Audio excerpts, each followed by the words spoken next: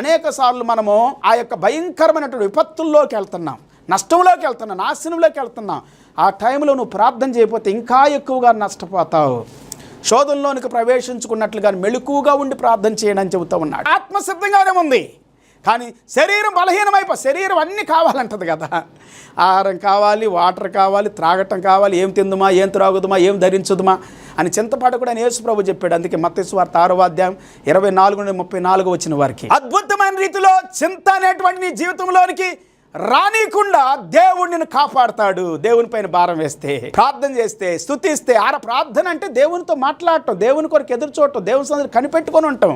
దైవ కార్యం కొరకు, అద్భుతాల కొరకు, గొప్ప కార్యాల కొరకు, ప్రశస్తమైన సన్నిధి కొరకు, అద్భుతమైనటువంటి ఉన్నతమైనటువంటి స్వస్థతలు కావచ్చు. అవి స్వస్థత అనేది శరీరానికే కాదు, ఆత్మకు ముందు మన హృదయానికి, మన అంతరంగానికి, మన మనస్సుకి, మన తలంపులకి, మన ఆలోచనలు, మన